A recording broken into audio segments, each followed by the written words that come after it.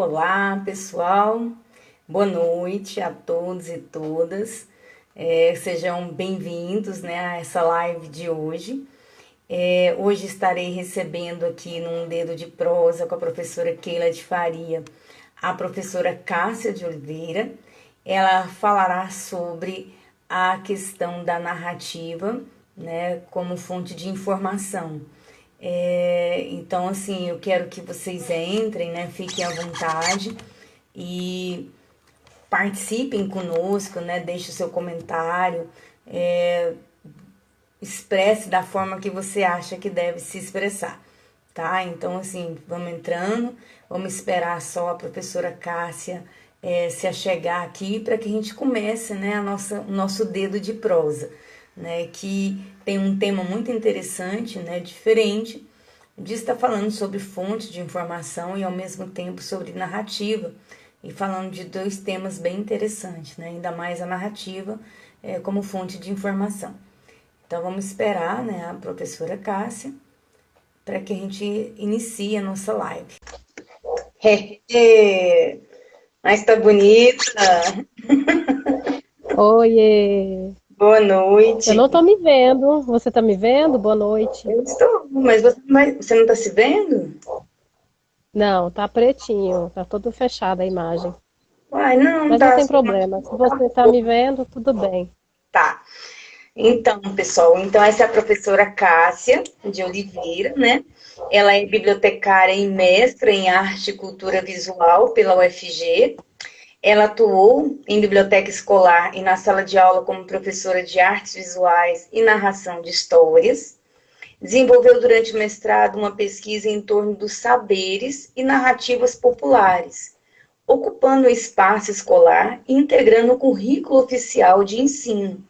Atualmente trabalha como professora na Faculdade de Informação e Comunicação, no curso de Biblioteconomia.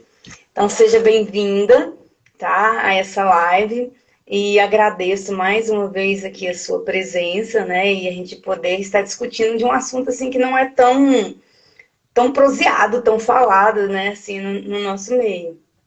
Não é isso? Isso, obrigada, professora Keila. Antes de começar essa prosa, eu quero te agradecer, né, pelo convite inédito de participar de uma live, que é a minha primeira live da minha live. E eu queria compartilhar aqui, né, seguindo essa ideia de uma conversa, né, um pouco como uma prosa, um papo de boteco, uma roda Isso de mesmo. conversa, trazer algumas reflexões que eu tenho pensado em torno do uso das narrativas como fonte de informação. E aí, quando eu digo narrativa como fonte de informação, eu me refiro à narrativa sendo usada para pesquisa, né? E para Mas aí poder conversar, você vai começar já a falar, a sua fala? É que antes eu queria não dedicar um sei, negócio pode? para você. É que eu queria ler um Ah, negócio para então, você antes, posso? Antes de você começar claro, a claro, narrativa. Só que eu quero que claro. você A gente escolha. É para você escolher escolher entre Patativa ah, da Saré ou Clarice Lispector. Patativa da Saré. Patativa da Saré. Então vamos lá. Esse aqui é o livro O Espinho e Fulô, do Patativa da Saré. E eu vou ler para você, que isso aqui me fez lembrar muito assim de você, esse título dessa do Patativa aqui, que é Olhos Redondo. Que aí é muito você, né? Com esse olho redondo seu aí. Nesta vida aperreada, para me livrar das furadas, destes teus olhos redondos, cabocla, onde é que eu me soco? Cabocla, onde é que eu me coloco? Cabocla, onde é que eu me escondo?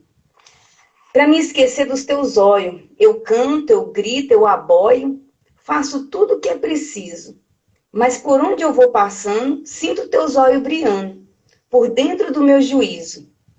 Meu padecer e minha cruz é tuas bolas de luz, que me deixam encandeado.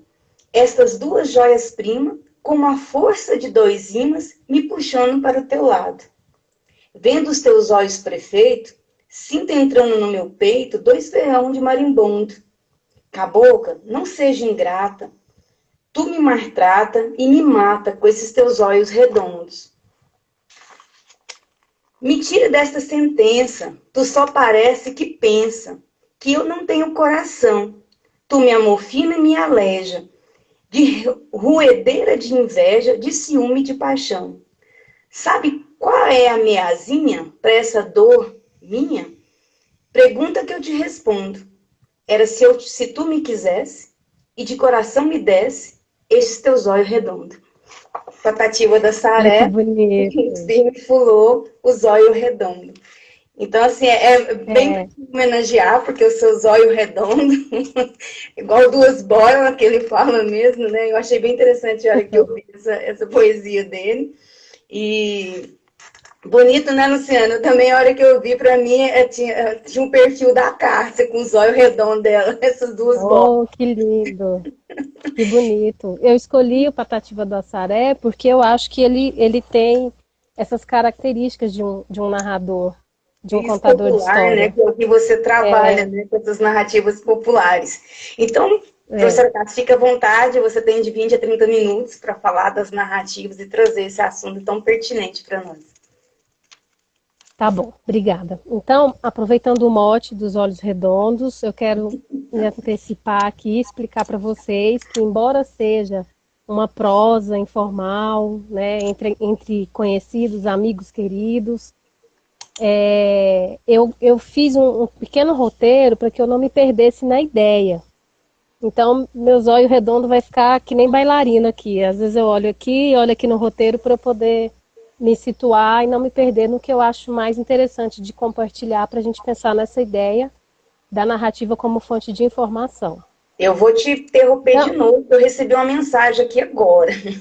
E tem uma pessoa com deficiência visual que está nos assistindo, e ela pediu para que faça audiodescrição. Aí eu vou fazer a minha, se você não sentir vontade de fazer a sua, eu posso fazer a sua. Então, eu ia agradecer a participação dessa pessoa, e realmente foi uma falha. Eu tenho feito esse hábito da audiodescrição antes de começar, e hoje eu esqueci. Então, você me desculpe, mas eu vou fazer agora a ah, audiodescrição. Então, eu sou uma mulher branca, de estatura média, eu tenho cabelo preto curto, liso, meio liso, né? Ele é meio cacheado liso. Eu estou usando um brinco de argola grande, um batom vermelho, estou usando um vestido jeans azul. Atrás de mim tem duas estantes com livros diversificados, né? Tanto acadêmicos como livros de literatura. E é isso. E agora a professora Cássia faz a audiodescrição. Se não quiser, eu faço também, não tem problema. eu faço com o maior prazer. Então, eu sou a professora Cássia, eu sou morena, porque eu acho que pardo é papel. Vocês podem ter muitas observações. Eu sou morena, de ascendência indígena, minhas avós eram indígenas. Eu tenho os olhos redondos, um pouco rasgados. Eu tô com o cabelo trançado atrás, com um brinco bem pequenininho, com um batom rosa. Minha cara é de lua cheia e tenho um nariz de xerapeido. Meu pai que dizia isso. O que mais? Eu estou sentada e atrás de mim tem uma parede branca.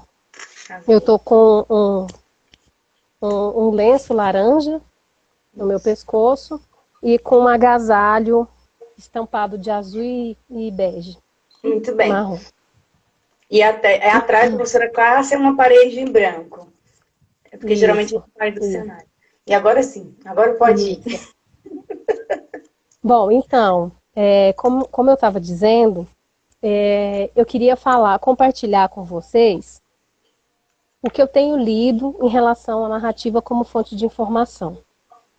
A narrativa, para mim, é muito importante porque o meu trabalho, ele gira em torno dessa experiência de contar e de ouvir histórias. Como bibliotecária, eu me aproximei muito da literatura, contando histórias. E aí eu me interessei por entender melhor o que é a narrativa a partir de um determinado autor, que é o Walter Benjamin. Então, o que eu quero apresentar aqui são 3 momentos diferentes, né? A narrativa, como esse ato de narrar um acontecimento, uma experiência, contar uma história, né, sobre algum acontecimento que pode ter acontecido comigo, ou que pode ter acontecido com outra pessoa que contou para mim. E essa narrativa, nessa perspectiva, eu quero trazer as características que o Walter Benjamin apresenta num ensaio que ele escreveu que chama O Narrador. Depois eu queria só passar por essa reflexão sobre a narrativa como um instrumento metodológico de pesquisa, para a gente poder, então, pensar na possibilidade da narrativa como uma fonte de informação e o que isso altera nessas dinâmicas e na estrutura da pesquisa e nos resultados da pesquisa. Qual a importância, a relevância de a gente considerar as narrativas, né, dentro das nossas pesquisas, nas mais diversas áreas do conhecimento. Bom, então, o texto, o ensaio narrador, é um texto bastante difícil, mas eu não sei se isso é bom ou se isso é ruim, eu não tenho medo de tentar, de compartilhar e de tentar compreender, e eu acho que esse exercício aqui de entrar numa roda de conversa é uma tentativa, assim, de tentar, a partir do que eu entendo, né, do que ele coloca, das reflexões que ele coloca no livro, ter um retorno também de quem está ouvindo, ter uma troca, uma conversa, né, para a gente chegando em conclusões, né. Então, esse ensaio, o narrador do Walter Benjamin, ele foi escrito no ano de 1936, num contexto entre guerras, né, entre a Primeira e a Segunda Guerra Mundial, e tratou do tema da narrativa na modernidade capitalista, né? E o objetivo dessa discussão que ele propõe sobre a arte de narrar é problematizar essas transformações, e ele abre o texto dele dizendo que a arte de narrar está em declínio ou está em vias de extinção, né? Porque, por causa dessas inúmeras transformações que aquele momento, que aquele contexto sofria. E ele expressa esse contexto de mudança a partir de uma frase muito interessante. O Walter Benjamin, ele escreve criando imagens. Então é muito, embora seja muito difícil, é uma leitura muito atrativa, né? Porque ela é uma leitura que para mim, que hipnotiza, né? Que é misteriosa, que toda vez que você lê, você vai decifrar algo novo. Então ele diz algo interessante sobre esse contexto de mudança, né? Ele diz o seguinte, que uma geração inteira ia para a escola num bonde puxado por cavalos, se encontrou ao ar livre, numa paisagem que em nada permaneceria inalterado, exceto as nuvens. Então, num contexto de grandes transformações, né? Tecnológicas, do progresso, da técnica, né? Então, dentre essas crises e contradições que surgem nesse contexto, né, dessa escrita,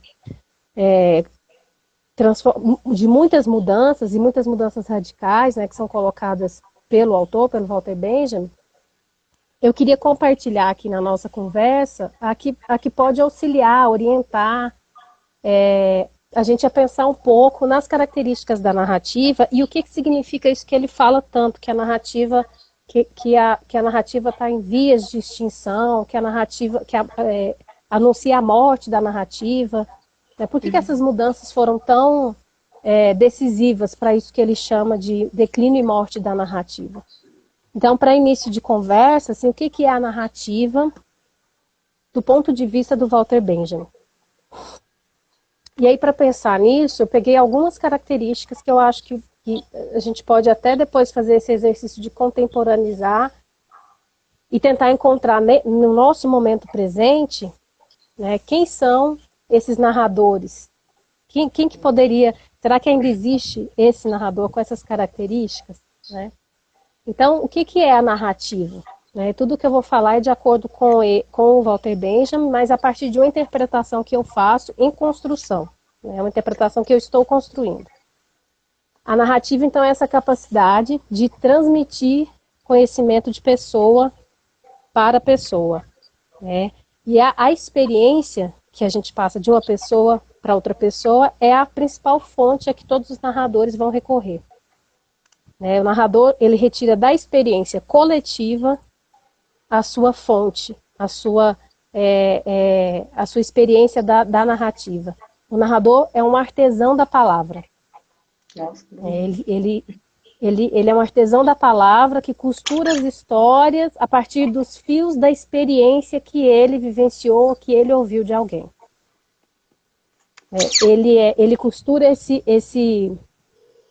as suas histórias a partir da tradição e a partir dos costumes. O narrador, ele tem autoridade do conselho. Ele figura entre os mestres e entre os sábios, porque ele pode recorrer a todo um acervo, ao grande acervo da vida, que é construída a partir do quê? Das experiências. Tudo gira muito em torno das experiências coletivas, né? E aí, tem uma história que ele narra no ensaio. Essa história que o Benjamin conta é uma história que foi contada por Heródoto, quem ele considera como o primeiro narrador grego. E essa história é para a gente pensar nessas características da narrativa, né? Então, a história conta, né, que um rei egípcio foi derrotado. Esse rei egípcio tinha o nome de Psamenite. Esse rei egípcio foi derrotado por um rei persa, que resolveu humilhar o seu cativo. Então, esse rei persa se chamava Cambises. Cambises, então, deu ordens para que Psamenite fosse colocado na rua, onde passaria o cortejo triunfal dos persas. De modo que Psamenite, o rei egípcio derrotado, pudesse ver sua filha.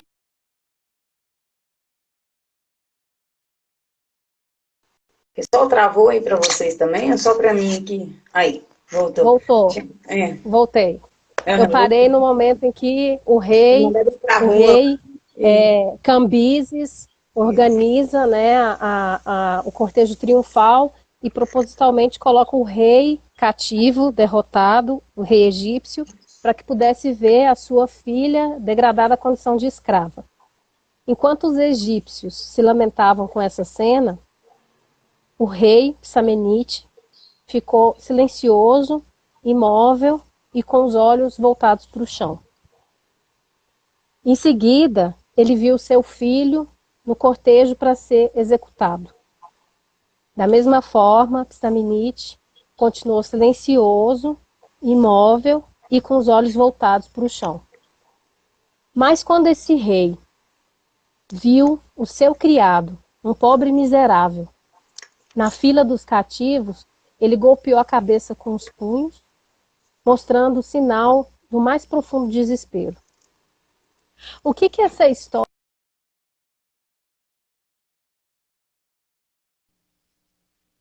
Keila, voltou?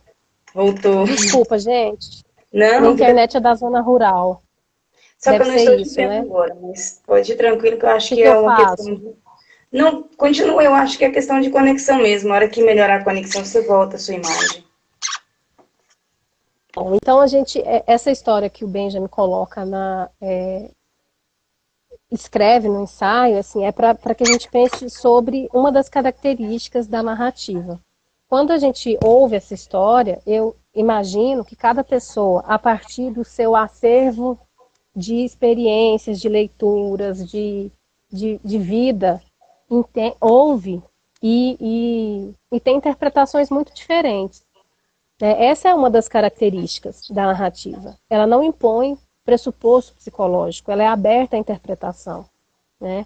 Então, e aí o Walter Benjamin disse várias possibilidades de interpretação para essa história, mas por que esse rei egípcio, ele só lamenta e reconhece, só lamenta a morte e reconhece o sofrimento e a tristeza quando ele vê o seu criado, né, sendo levado no cortejo triunfal?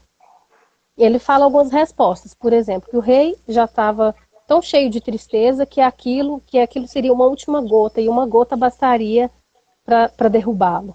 Ou, outra interpretação possível é que o destino da família real também é o seu próprio destino, né, o destino do rei.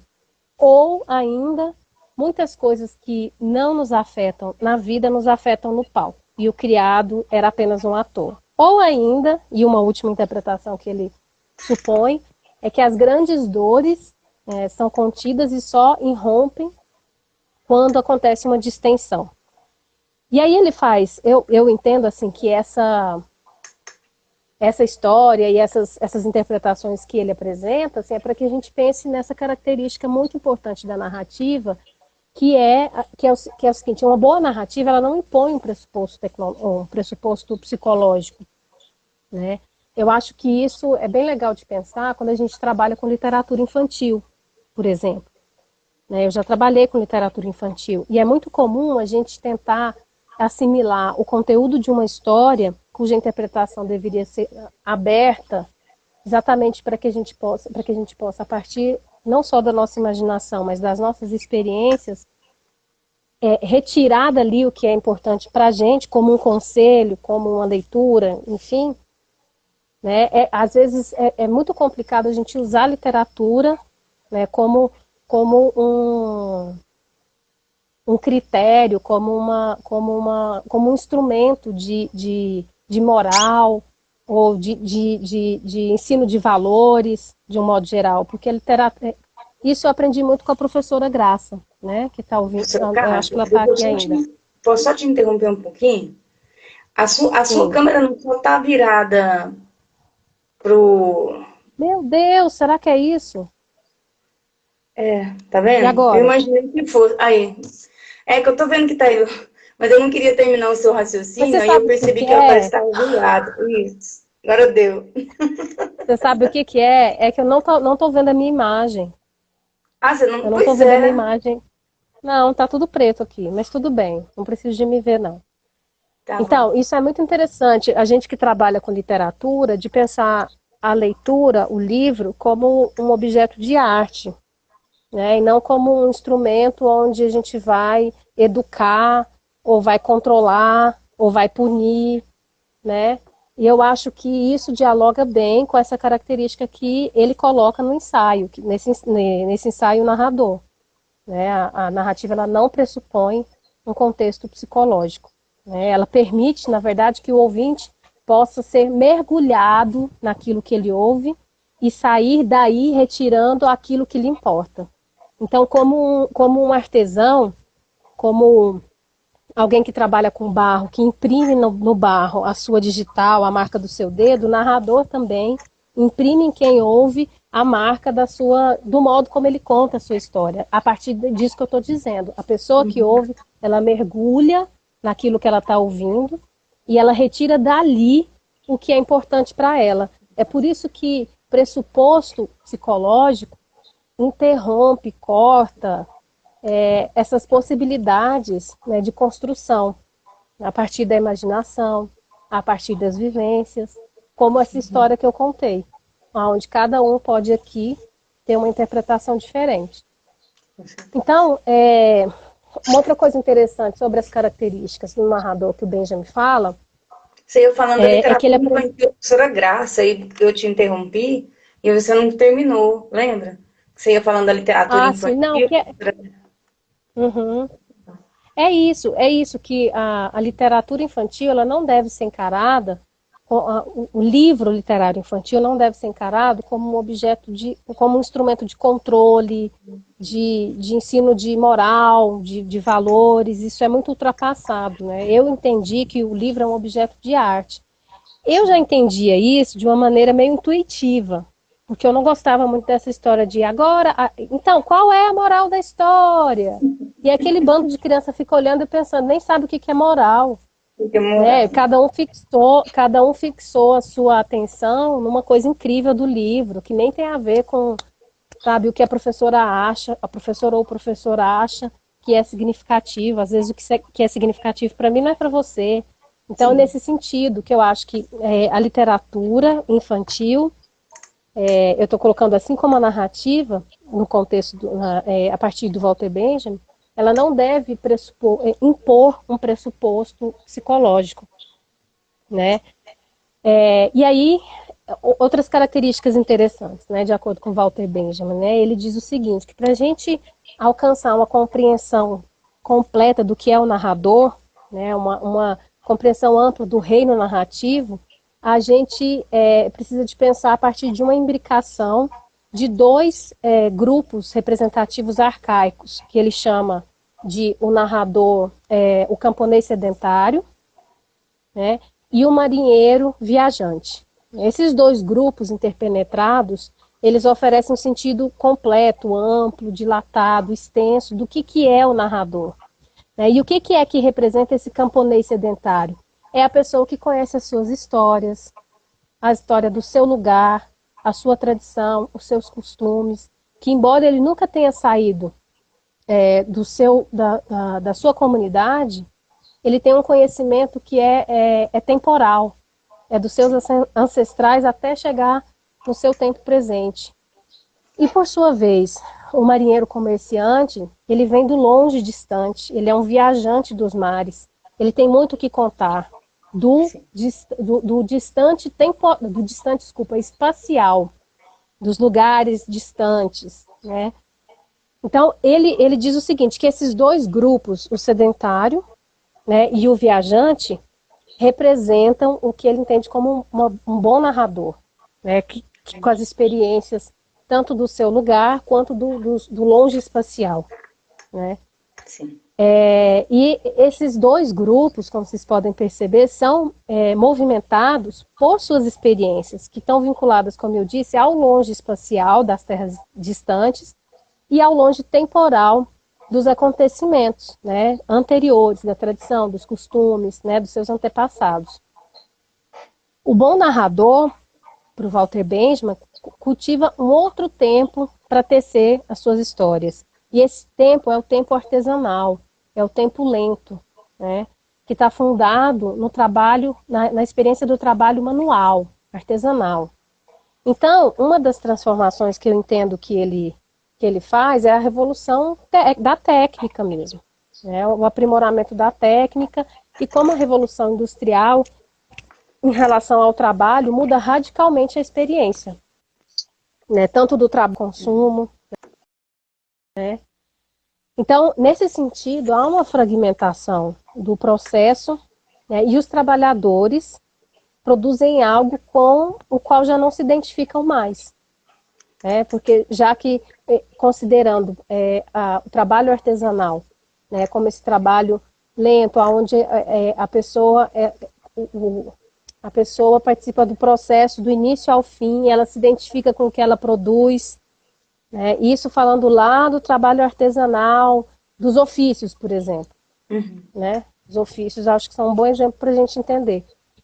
E que com essa revolução industrial e com essa mudança do modo de se trabalhar, existe um encurtamento do tempo e o encurtamento das experiências que se tornam individualizadas em relação, por exemplo, ao trabalho artesanal dos ofícios, onde um mestre ensina para o aprendiz. E essa relação, ela é dilatada, né, assim como a narrativa, ela é completa, onde essa pessoa vai compreender todo o processo.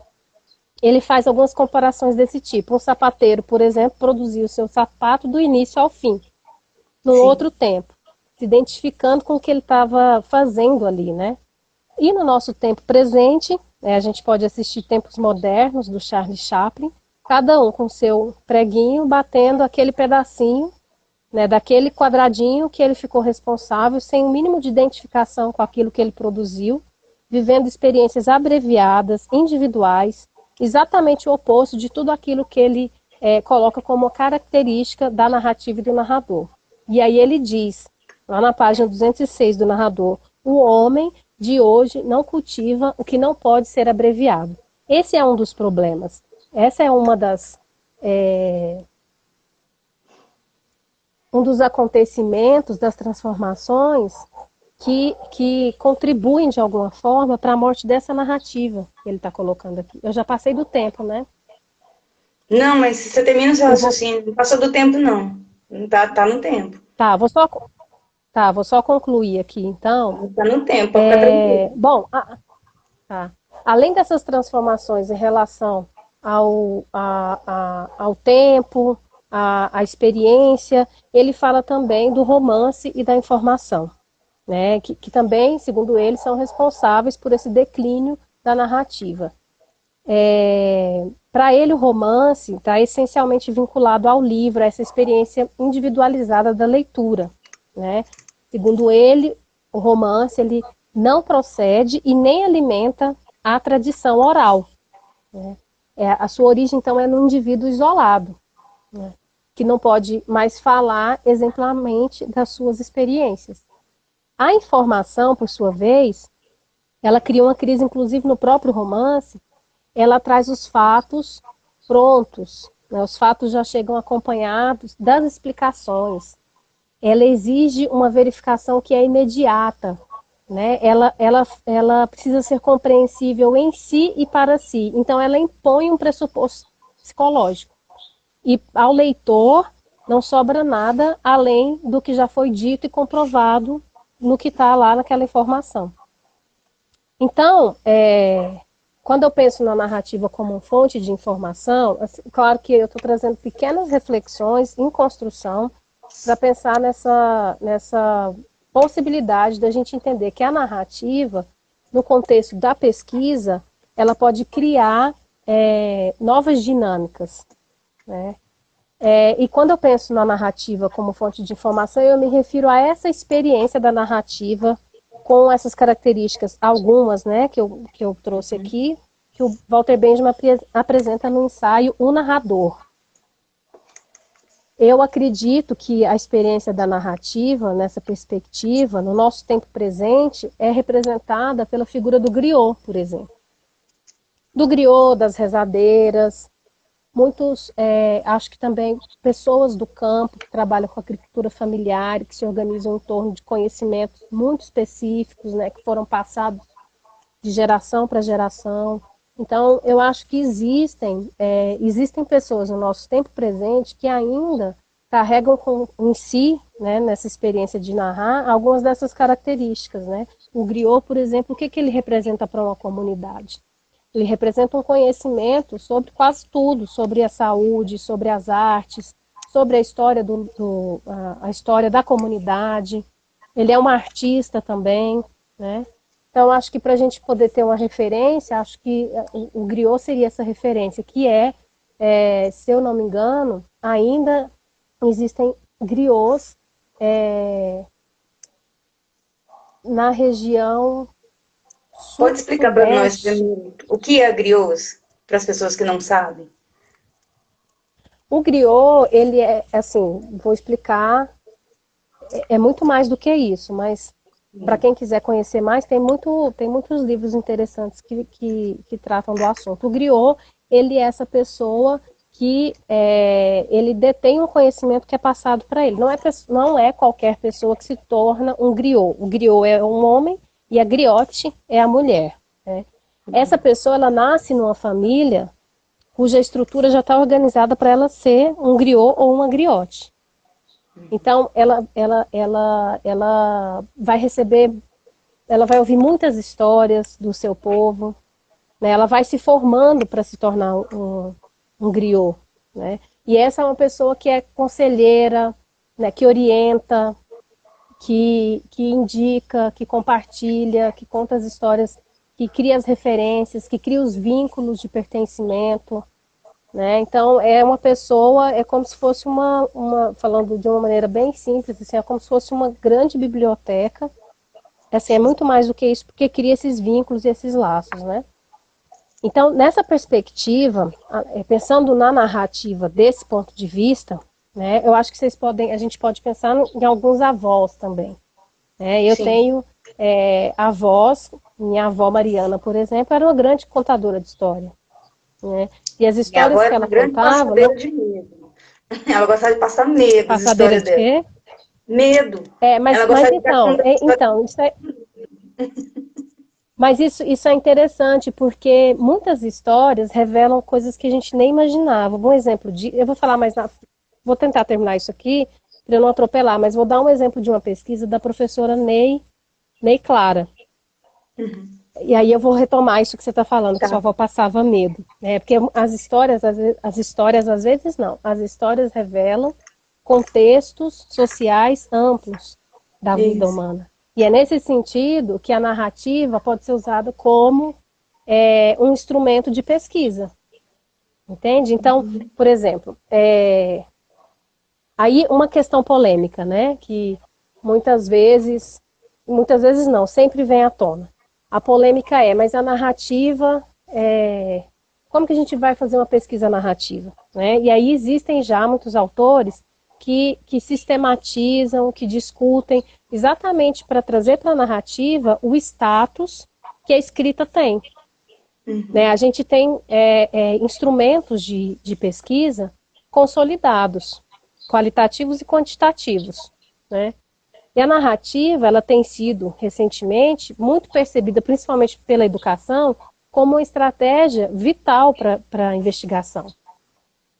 É nesse sentido. É claro que não se trata da gente abandonar tudo que já foi construído de conhecimento, porque eu estou falando da perspectiva da narrativa como uma fonte de informação, no sentido da gente diversificar mais as nossas pesquisas.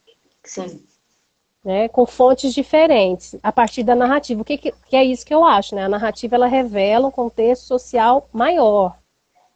Né? Então, o que de novo essas narrativas podem trazer? Narrativas contra-hegemônicas? E se uma pessoa contar a sua própria história? Mas como que a gente pode pegar essa história e dar a ela o valor que ela tem? Um status para que ela possa ser considerada tão importante quanto a escrita. Né? E a narrativa, ela pode ser escrita ou ela pode ser oral também. Né?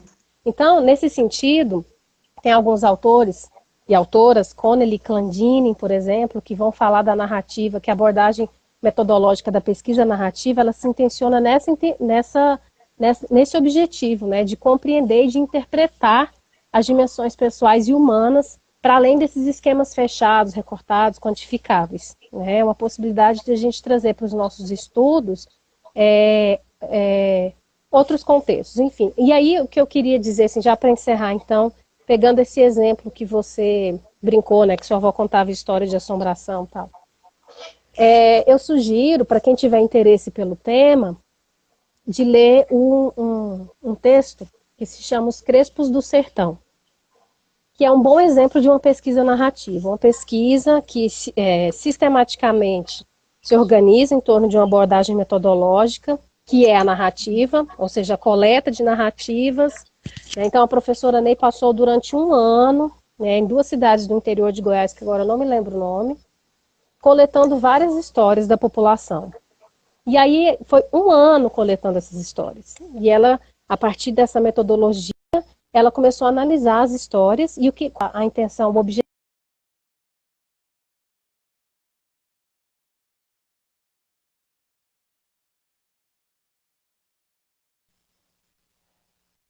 Voltou? Tá. Voltou. O objetivo era, do que eu me lembro, né? Ela queria discutir, pensar nesse estereótipo do sertanejo, que é o estereótipo da pessoa ultrapassada, que passa fome, né, em condições precárias. E quando ela vai a campo, o que ela encontra é exatamente o contrário. É uma vida farturenta, é uma vida de muitas festividades, muitas comemorações. Então, aí o que ela faz? Ela encontra, então, dois... Por que a gente tem esse estereótipo? Né? Esse estereótipo, ele vem de uma literatura regional, por exemplo, que reforça esse estereótipo. E aí ela vai mostrando. Isso é a pesquisa. Uhum. Ela está partindo de um lugar, é uma pesquisa científica.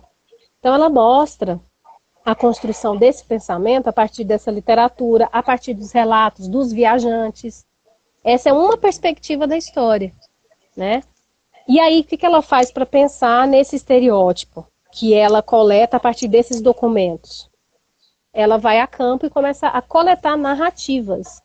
Esses narradores têm características muito parecidas com o narrador do Walter Benjamin, né? Então, a partir dessas narrativas que ela analisa, observa, ela entendeu, por exemplo, uma categoria que ela encontrou. É que existiam muitas histórias de assombração, Keila. Muitas histórias. E o que ela entendeu é que essas histórias faziam referência ao tempo da escravidão. Então, assim, para encerrar, né, o que as narrativas podem revelar de novo para uma pesquisa? Elas podem, por exemplo, transformar ou problematizar ou combater os estereótipos. É uma das possibilidades. Entende? Então, acho que encerrar,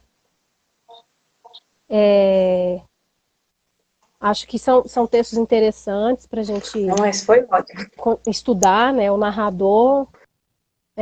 Acho que é isso que eu queria compartilhar, Keila.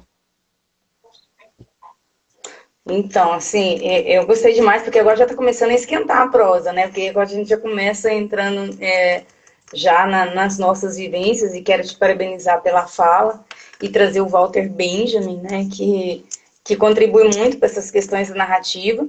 E quero também agradecer aqui as pessoas que estão participando com a gente, a professora Graça, que lá no início, né? Disse que o Patativa do Assaré foi o paraninfo da formatura dela em Bíblia, né? Então, assim, a gente trouxe aqui o Patativa, e é bem legal, eu também gosto demais dele, eu tenho 2 livros dele ali.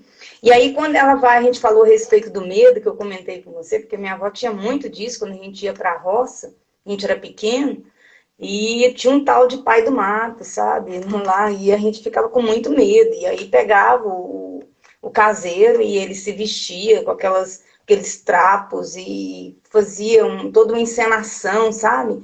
Que o pai do mato vinha e a gente tinha que dormir cedo, que se não dormisse cedo, aí o pai do mato pegava a gente e ia levar para o mato. Então aquilo ali era um terror na roça, porque você vê, sem energia, na lamparina, e um pai do mato vem para pregar a gente se a gente não for dormir, a gente ia dormir cedíssimo. Você entendeu? A gente queria ficar conversando, mas ia dormir todo mundo muito cedo, de medo, né, dessas narrativas, e por aí, eram muitas histórias, além do pai do mato, né, mas tinha esse objetivo, de fazer com que nós fôssemos para a cama cedo e calasse, porque nós queríamos ficar na cama, mas conversando, né, porque é normal, na roça você não tem televisão, você não tem nada, você quer conversar, né, você quer contar história, um conta uma coisa, né, e por aí vai, né. E aí eu quero deixar para as pessoas que estão participando com a gente aqui, que tem muitas pessoas aqui comentando, participando, que vocês podem também, né, contribuir, contar, né, algumas das suas vivências, e isso contribui para a nossa prosa aqui, que não é só uma prosa minha e da professora Cássia, mas é nossa, tá? E eu quero, professora Cássia, histórias de assombração, isso é triste. Tem algumas perguntas que foram enviadas, mas antes da pergunta, a professora Graça mandou um comentário, só porque, assim, lá na pergunta ele não deixa escrever muito, né? Mas ela queria dizer, assim, que sente muito orgulho de você, tá? Como docente do curso de Bíblia, né? Aqui da Universidade Federal de Goiás. Então, ela mandou esse recadinho bem carinhoso para você que sente orgulho. Olha o meu zoinho brilhando. Ao zóio. Né? Então, e se tem outras perguntas também, eu vou te fazer uma, assim, apesar que a gente tem um limite de horário aqui, mas dá tempo ainda para nós começarmos a conversar a respeito dessas narrativas. Eu andei pesquisando e eu achei pouco, não achei muita coisa a respeito das narrativas indígenas como fonte de informação. Você já fez alguma pesquisa a respeito disso? Tem exemplos de como são coletadas essas narrativas? Não sei se você já fez algum trabalho nesse sentido. Olha, não, nunca fiz, mas o que eu penso que a partir da etnografia, né, que é uma experiência de pesquisa aprofundada, com aproximação no local de trabalho de campo, onde você quer investigar determinado assunto. Então, eu entendo que talvez seja isso, né, a partir da etnografia e de todos esses instrumentos qualitativos de pesquisa que é coleta de narrativas, recursos audiovisuais, enfim, acho que vários instrumentos nesse sentido. E aí, o que eu acho que é importante? Eu nunca fiz pesquisa nesse sentido, mas deixa eu só colocar um carregador aqui porque a bateria está acabando. Tá, Só um minuto. fica tranquilo. Pronto.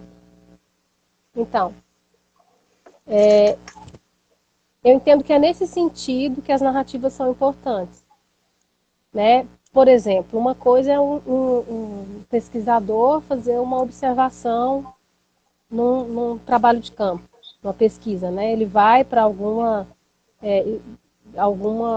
comunidade indígena, algum povo indígena, de alguma etnia, e fica observando. Outra coisa é uma experiência aprofundada, onde os relatos são coletados, as narrativas são colocadas ali, a observação, as tensões, a organização, os costumes. Eu acho que é nesse sentido, assim, bem, assim como esse exemplo que eu dei da pesquisa da Ney, da professora Ney, em que ela consegue, a partir do uso da narrativa, tensionar as narrativas que relatam sobre esse estereótipo preconceituoso do sertanejo, da mesma forma, acho que pode ser feito com um povo indígena. Entende? Nesse sentido, acho que é parecido. Sim.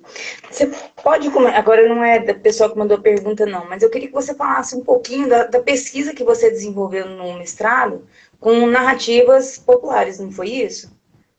Você poderia contar um pouco Sim, para nós como que sim, foi esse trabalho, como tá. que foi o desenvolvimento dele como um todo? Sim, posso. Então, o que eu vim fazer numa comunidade rural, no interior da Bahia?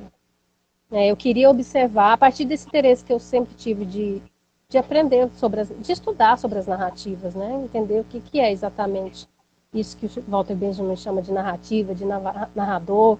Quem é essa pessoa hoje, no meu tempo presente? Ela existe? Não? É minha avó? Não é? Então, a partir desses interesses, assim, eu fui investigar numa comunidade rural o modo como aquela comunidade se organizava em torno das narrativas. Tem uma autora muito interessante também que se chama Vesta Daniel, que também estuda as narrativas pensando nas comunidades, de um modo geral. Pensando em comunidade como um espaço em que as pessoas se agrupam por afinidades, e por outros critérios também.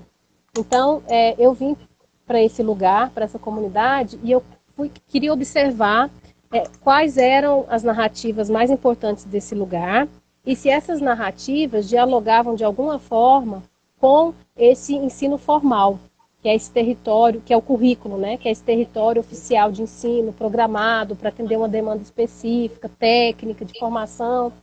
Então, será que essas narrativas que são importantes para essa comunidade, elas podem entrar na escola, nesse território oficial de conteúdo? As narrativas têm esse espaço? E que narrativas eram essas? Era o reizado, o reizado movimenta toda a comunidade, é um dos eventos mais importantes dessa comunidade que se chama Casa de Pedra, no interior da Bahia, é município de Contendas do Sincorá. Então, a Casa de Pedra, ela movimenta não só culturalmente esse território, esse povoado, mas ela movimenta economicamente. Ela organiza as pessoas durante o ano que vão se preparando para esse momento de peregrinação do reizado. E no final existe uma festa na comunidade. A comunidade ela é composta por mais ou menos umas 200 pessoas. É uma comunidade muito pequena, mas muito consolidada na região. Tem a sua igreja, tem um campo de futebol, tem uma estrutura. Então, a partir disso, do reizado, todo esse povoado se organiza. Uma outra narrativa é o caruru da Dona Deja, que já existe também. Só um detalhe, esse reizado ele existe há mais de 200 anos, para vocês entenderem a força desse tipo de narrativa. E quando eu falo narrativa, é porque essas músicas que são cantadas, elas foram passadas de geração para geração. Essa promessa que a dona Ana do Reisado, que é quem puxa a folia de reis, chegou até ela, porque veio lá do bisavô. Então tem várias características assim, de autoridade, de tradição, de narrativas que contam sobre um determinado lugar.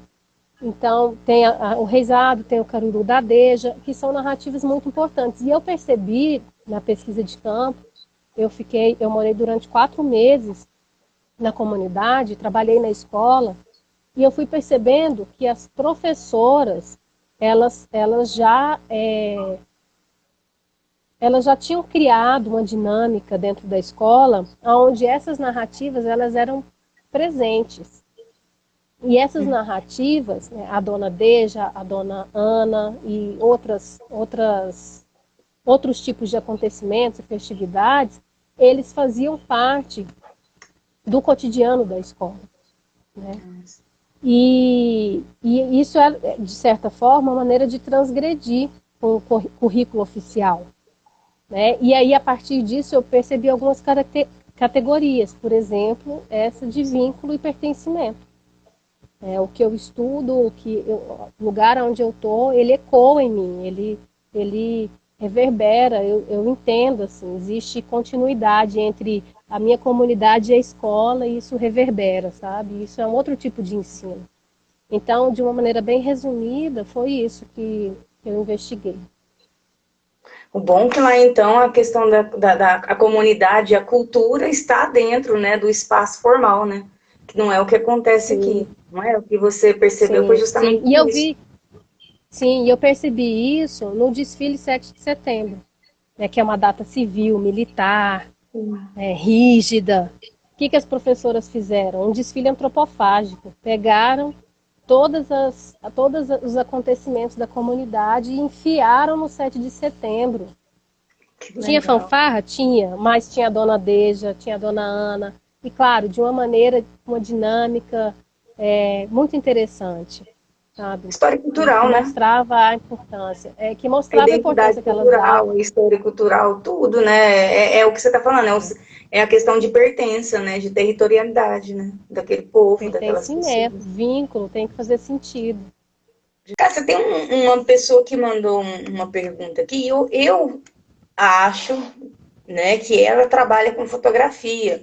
E a pergunta dela é em cima de como trabalhar, construir, na verdade, como construir narrativas por meio da fotografia. Então, eu acredito que ela queria assim, uma instrução, ou se você já fez algum trabalho. Assim. A pergunta é simples, porque lá cabe poucos caracteres, né, lá no Store. Uhum. Bom, eu não sei como, mas assim, o que eu entendo depende muito do olhar de cada escritor, né? Porque a fotografia é uma escrita também, é um desenho, né? Assim como Uhum. alguém escreve sobre determinado assunto e que se envolve com determinado assunto, seja porque tem uma relação, uma vivência, né, uma história, um afeto vinculado àquele tema, assim também acho que são as fotografias, né? Acho que as narrativas são, acho que sim, as narrativas são construídas muito a partir da nossa desse nosso grande acervo que ele fala, né, de experiências, né, a partir daquilo com que a gente se vincula mais. E aí eu acho que as pessoas que se sentem mais responsáveis politicamente podem trabalhar com determinados assuntos, né, podem gostar de fotografar mais sobre as questões sociais, outros vão fotografar sobre a natureza. Enfim, eu acho que é uma coisa muito pessoal. Eu não sei assim, se teria não um manual, né? Porque eu não acho que é isso. Eu acho que é a Poliana que fez a pergunta. Eu não acho que é isso que ela quer dizer. Mas, Então, eu acredito assim, não sei se eu estiver errado, você pode me. Eu só vou, na verdade, nem te perguntar, não é nem contribuir com a sua fala. É, quando você pega um álbum de família e começa a trabalhar memórias, né? E essas memórias elas vão estimular as narrativas, né? Daquilo que foi contado, né? Porque muitas das fotos às vezes você está como bebê, então quem te narrou o fato já vem de uma tradição, né? Porque às vezes é a sua avó, ou sua mãe, ou sua tia que está te contando aquele fato e depois você vai passando aquilo ali e isso vai construindo narrativas. Tá certo isso? eu Você não está me sei se eu ouvindo? entendi. Não, eu acho que sim. Eu acho que, por exemplo, os álbuns de família são memórias poderosas. Não, é o que que eu acho que vão. que forma que as fotografias podem estimular as narrativas, né? E é isso que eu estou te perguntando, se os álbuns de família colaboram para isso, pode ser desenvolvido Sim, trabalho em cima das fotografias. eu acho que sim. A gente vive num momento muito mediado pela imagem, né? E aí dentro de imagem tem um monte de coisa, tem fotografia, tem a própria visualidade, que é essa construção que é mais social, né? Representativa de determinados contextos sociais. A gente vive mediado pela imagem, né? Pelo visual, que também é uma narrativa construída, né? E que também pode revelar um contexto social amplo, né? Ou uma história de vida. Então, eu acho que sim, as fotografias elas mobilizam a gente, né? Porque elas revelam histórias, ou nossas, ou de outra pessoa, e aí cada um com a sua malinha de experiências, de leituras de mundo, né, de histórias ouvidas, vai trazer significados diversos, né, e vai ser afetado de formas diversas. Entendi. Então tá. Assim, a maior parte das perguntas aqui, se for, muitas dúvidas na questão de como trabalhar as narrativas. Porque a gente percebe que as pessoas têm dificuldade de se expressar, né? E eu Eu acredito que acho, essas pessoas. Pode falar. desculpa, pode terminar. Você terminou? Não, era só isso, essa questão dessa dificuldade das pessoas se expressarem. E aí vem muito assim de como trabalhar. Eu acho que as pessoas gostariam Uhum. de estimular, sei lá, algumas dicas, eu acredito que seja isso. Eu acho que são duas coisas. Você ser um bom ouvinte das pessoas que querem contar suas histórias e você ser um leitor. Eu acho que não tem outro caminho. A gente encontra o caminho lendo e ouvindo as histórias. Eu acho que é assim, sabe? Eu não sei te dar uma resposta certeira, mas eu faria esse caminho.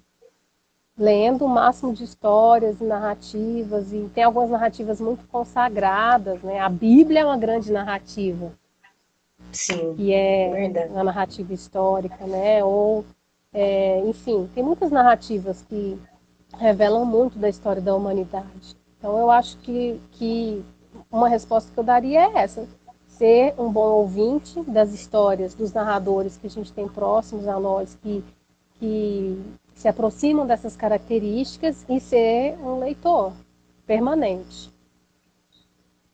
Acho que Quando é você isso. vai, quando você vai trabalhar narrativas em sala de aula, como que você começa assim esse trabalho?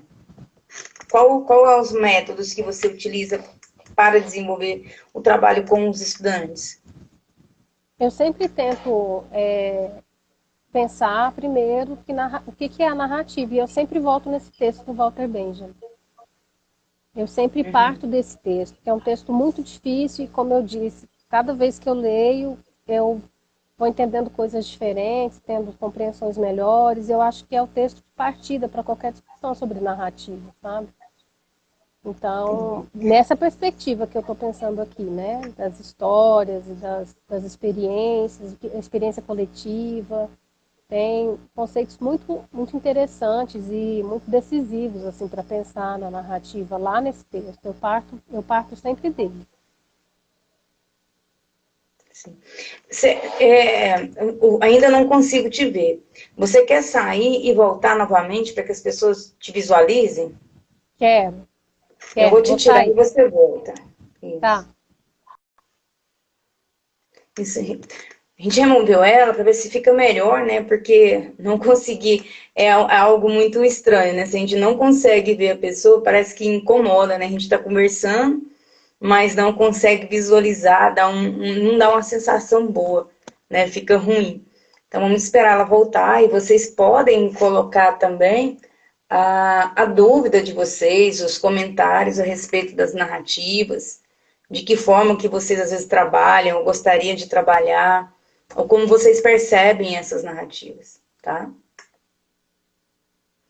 Vamos ver se agora dá certo. está me ouvindo, Cássia? Estou te ouvindo. Não está me É, vendo, tá. né? Não, tá preto de novo, Que né? triste. Tá. Mas assim, é porque há muitas das perguntas, vieram muitas perguntas, Cássia, vieram muitas mesmo. Mas elas têm um eixo norteado, que é esse que eu estava colocando para você, que são dúvidas pontuais de como desenvolver trabalhos com narrativas. E aí você já, né, falou para gente que essa questão da leitura, né, de muita leitura, de ser um bom ouvinte, é você ir para procurar umas pessoas mais, né, de idade e ficar ali escutando histórias, né?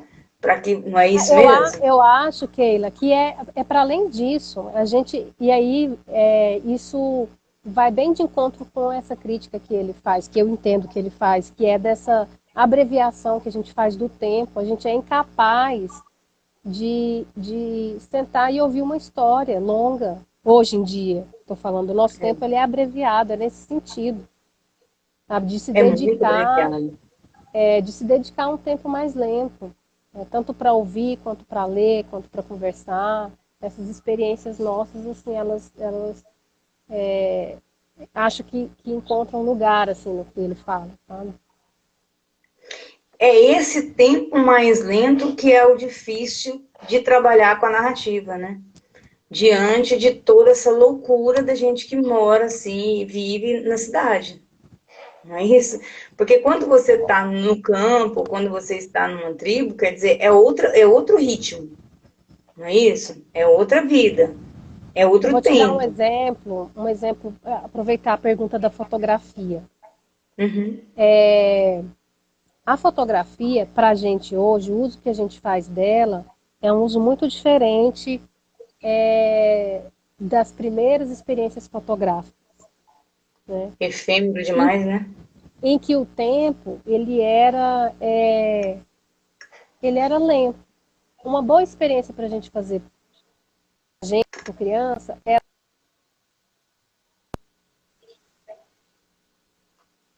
tá me ouvindo? Estou. Então, uma boa experiência é a da fotografia pinhole. A fotografia pinhole, ela é a experiência dos princípios básicos de feitura da imagem. Você faz um furinho, um rolo é furo da agulha, você faz um furinho numa latinha preta, que isola a entrada de luz, coloca lá o papel fotográfico, fotossensível, e aí vai para o sol captar a imagem. É assim que a fotografia começou. Uma criança de hoje, ela Nossa. não tem a menor ideia de como funciona, porque a gente clica, Sim. vê a imagem, compartilha. Então, o uso, a dinâmica é completamente diferente. Isso é um exemplo para a gente pensar na pobreza da experiência, na morte da narrativa, no declínio da narrativa que ele fala. É a incapacidade que a gente tem de ter um tempo mais dilatado. O homem de hoje abrevia o tempo. É isso que ele fala. Então, é nesse sentido, assim, das experiências coletivas, que nem existem mais, as experiências estão muito. Não é que não existe mais, mas as experiências são muito individualizadas. Efêmeras, né? Que é justamente isso que você está falando. A fotografia antes, ela tinha um sentido de eternizar um momento, né? E hoje não, é coisa muito rápida, você não imprime, né? Você só quer mostrar e ali o outro já descartou e acabou, passou. Né? Se você conseguir guardar na É. memória, é ótimo. Se não, vai ser deletado e passou e já foi. Né? Não, você não tem muito o que guardar e recordar, igual nos binóculos, né? Igual a gente tinha aquelas fotografias de binóculos, a própria, os álbuns, né? Que as mães faziam. Hoje são poucas pessoas que fazem. Não que deixou de existir, mas a quantidade ela foi bem mais restrita, né? A professora Luciana fala que ama sentar e ouvir a fala de idosos, né? É sempre enriquecedora. É bom mesmo, é bom ouvir, né? Principalmente um idoso, que tem idoso que é rabugento demais, não gosta de conversar, né? Mas tem uns que os proseadores são bons demais, que tem muita coisa boa para passar e é bom ouvir. E o professor Josué, ele pergunta para você, que ele fala assim, pode ter perdido algum momento, mas qual seria a diferença entre narrativa storytelling? Apenas a nomenclatura ou existe outras características? Você está vendo a Josué, pergunta? tô vendo. Uhum. Bom, eu não sei te responder com certeza, mas eu acho que tem a ver com tem o termo em inglês e o termo em português, né? Não tem Mas diferença. aí, não, eu acho que tem diferenças, né? Acho que o storytelling, ele é o contador de história, contar uma história. Eu acho que é isso, não tenho certeza, mas para além disso, dessa diferença que é de tradução, né? Que são dois idiomas, o que eu acho que é importante de ressaltar é que a narrativa que a gente se refere aqui provavelmente é diferente desse termo em inglês, que a gente está se referindo a uma narrativa com essas características que eu coloquei aqui na primeira parte da live, né? A narrativa, ela se origina da tradição e ela alimenta a tradição. Ela, ela tem o narrador ele tem autoridade para contar, para aconselhar, porque ele constrói suas narrativas a partir das experiências vividas por ele ou por outras pessoas, das experiências coletivas. Então é um sentido muito que está muito ligado a essas características que o Walter Benjamin coloca. Então por isso eu imagino que não seja a mesma coisa, tá? Hein, Cássia? O Erinaldo, o professor Erinaldo, está perguntando cadê você? Porque você não aparece, sabe, de forma alguma. Eu tô com a internet da zona urbana, Eri. Aí Na tá zona assim, rural. já caí, da zona rural, desculpa, isso. Bom, que É, às vezes é melhor do que a internet da zona urbana, mas nesse caso hoje, agora, tá ruim. tá ruim. Então, eu não sei, professor Josué, se a professora Cássia conseguiu, assim, resolver, responder, né, o seu questionamento a respeito das questões das nomenclaturas e as características, né? Eu acredito que a imagem da professora Cássia, a gente não vai conseguir fazer com que projete por conta da própria internet mesmo, né? Ela está aqui. Eu tô aqui, imaginem. Tá parecendo aqueles contadores de história mentiroso mesmo. Não, ele está aqui, né? Só que ninguém Eu vê, tô no né? subconsciente de vocês. Eu estou trabalhando no seu subconsciente, né? Você não me vê, mas eu estou aqui, né? É, Então, pessoal, assim, o que eu tinha aqui como perguntas para a professora Cássia era mais nesse sentido dessas construções, né, de narrativas a partir de fotografia, das narrativas dos indígenas, se ela já tinha desenvolvido algum trabalho com os indígenas, né, e outras que perpassam por essas perguntas e acabam tendo esse mesmo eixo, né, e a professora Cássia respondeu as nossas perguntas, tivemos uma prosa assim gostosa, né? E o Josué está agradecendo, tá, professora Cássia, que ficou claro, né? Hoje se fala sim. muito, né, na educação sobre esse termo em inglês, mas as organizações e como a arte de contar histórias e alguns conceitos são próximos, né? Essa questão de contação de história também, você acha que mudou muito, professora Cássia, assim, com relação à essência Da contação de história? da contação de história? Acho. Primeiro que, assim, o narrador, ele é diferente desse contador de história que a gente conhece hoje. Uhum. Né? Eu acho que narrador não é essa pessoa que pega uma história de um livro e traduz ela para essa linguagem, sabe? Para essa Sim. performance de contar para uma turma de crianças, né? Ou para alguma atividade qualquer. Não é a mesma coisa. Né? O narrador ele relata experiências, ele narra as experiências. Então, são coisas diferentes. Sabe? E esse contador de história, que a gente vê muito também, né, que se fantasia, pinta o rosto, e tem toda uma performance, ele não é esse narrador do Walter Benjamin. Eu entendo que não. Entendo que não, Pelo são que coisas você falou, diferentes. não, né? Porque o do Walter São Benjamin é coisas... aquele que viaja pelos mares afora, né? E ele vivencia, né? Ele vive ele tá pautado numa sabedoria. E a sabedoria, ela é construída a partir de uma vida inteira. isso. Né? Tanto é que uma pessoa que está à beira da morte, ela tem a autoridade de dar conselhos. Hoje a gente higienizou até a morte, né? Antigamente as pessoas morriam e eram veladas, morriam ali rodeadas, né, pelos seus parentes, e era velada ali na sua casa. Hoje não existe isso mais. Mas o É, significado da morte é muito interessante para a gente pensar nessa característica. A sabedoria, a autoridade, né, elas são características muito importantes para esse narrador, porque a pessoa que está ali à beira da morte, ela tem uma experiência que quem está vivo e está bem não tem. Então é dada a ela uma autoridade. Então, nesse porque sentido, o contador de história ele tem experiências artísticas, culturais, de viagens, de leituras, de formação. Não é que não tenha experiências, mas essa autoridade, muitos contadores de histórias eu acho que não têm. Tem um projeto sim. legal, para quem quiser pesquisar mais sobre isso, que é de um ponto de cultura da cidade de Lençóis, que se chama Grãos de Luz. Eles trabalham dentro da escola, eles conseguiram elaborar e sistematizar um projeto de griotagem na escola. Então, a rede municipal de ensino,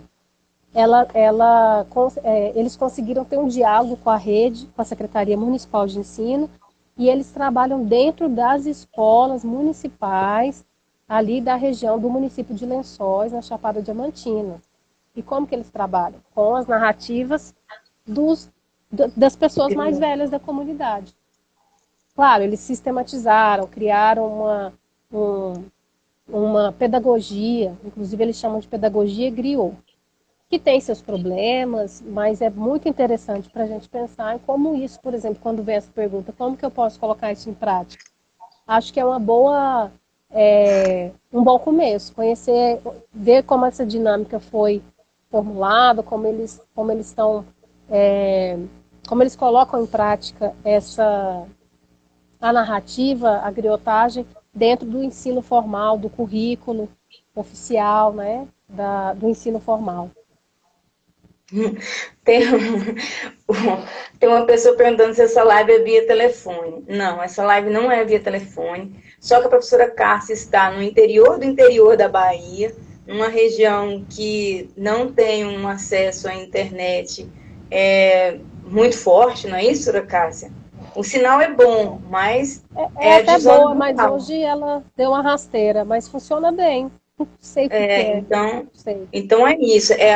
Na primeira live, a internet estava com um sinal melhor, né, uma conexão melhor. A professora Cássia estava com a imagem projetada.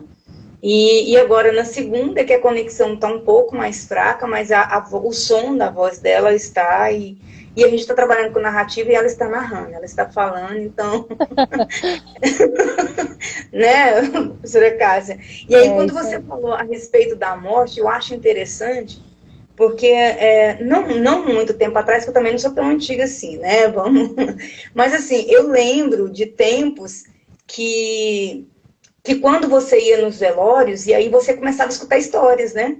As narrativas, né? Do velório, que ali, porque às vezes a Do pessoa morto. antes As histórias do velava o morto. dia inteiro. Hoje em dia, não. Hoje os velórios reduziu o tempo, é uma pressa, as pessoas quase não conversam, né? Quando conversam, são sempre os mais velhos, os mais novos estão sempre sem tempo, né? E passa porque tem que passar mesmo, porque a cabeça dele está no trabalho, né? Não está naquele convívio, não é isso, professora Cássia? Uhum. Eu acho isso bem interessante, né? Quando você começa a perceber a questão temporal, né? E a questão espacial também do desenvolvimento da vida humana, né? Como vai se perdendo certos costumes, né? Certas tradições, né? Você vai Uhum. ficando pelo meio do caminho, né? As narrativas vão se perdendo, né? Porque aí vão morrendo os anciãos e aí não tem para quem dê continuidade, então muita coisa se perde. Ou estou falando bobagem? Não, concordo plenamente. Inclusive, por exemplo, receitas de medicina natural, né, que eram muito comuns. A gente vai perdendo ou esse conhecimento mesmo das ervas, né, o que cada planta tem de substrato capaz de curar determinados problemas. Se a gente não Sim. tem uma relação permanente de aprendizado nesse sentido, é claro que isso vai se perder. Ou então a gente vai começar a pesquisar sobre esses assuntos e registrar e guardar isso, né? Criar o manual da medicina natural, do povo tal, sabe? Nesse sentido. Eu acho que sim, eu acho que a gente perde muito se a gente enterra essa capacidade de ouvir e de aprender, né? E e ouvir e aprender a partir da experiência, da convivência, da escuta. Tem uma pessoa falando assim que uma amiga dela disse que ela participar dessa live aqui é da humor terapia. Não sei quem é que está por detrás, mas com a amiga convidou para participar desta live porque comentou que teria dança flamenca. Nós poderíamos ter combinado isso, né, doutora? Poderíamos ter combinado isso mesmo. Que Pois é, esquecemos de... imagina. Uma performance Uai, mas... flamenca. Uai, o que tem? Numa live, se a gente falar assim, olha, hoje vai ter Claro, uma tem tudo dança a flamenca. ver. Tem tudo a Nós vamos ver. fazer É uma live com dança possível. flamenca. Vai lotar de gente Dedos de aqui. prosa cultural. Isso. Então, pessoal, assim, eu quero agradecer a professora Cássia e a vocês que estão participando conosco. E como nós estamos falando de tempos efêmeros, né, de correria, do egoísmo da vida, né, porque a gente acaba ficando egoísta, eu quero encerrar com uma outra poesia aqui do Patativa da Saré, que ele fala a respeito do egoísmo, professora Cássia. Sem ver as grandes cegueiras da sua própria pessoa, vive o homem sempre às carreiras, atrás de uma coisa boa. Quando alcança a coisa boa, ela ainda não descansa. Sente um desejo maior, esquece aquela aventura e corre logo à procura de outro bem melhor. Se a segunda ele alcançar, aumenta mais a cegueira. Fica sem se conformar, correndo atrás da terceira. Vem a quarta, a quinta, a sexta, e ele sendo o mesmo besta, correndo atrás de ventura. Assim esta vida passa, assim o desgraçado fracassa, no fundo da sepultura. Então, quer dizer, é a nossa vida hoje, né?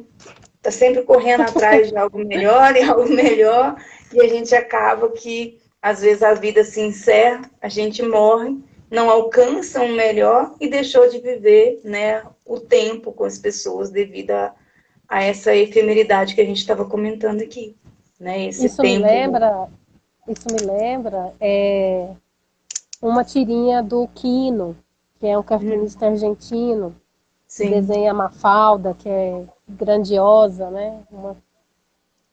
Uma pessoa engajada politicamente. E aí a tirinha diz a Mafalda está dizendo o seguinte, que a gente nunca deixa tempo.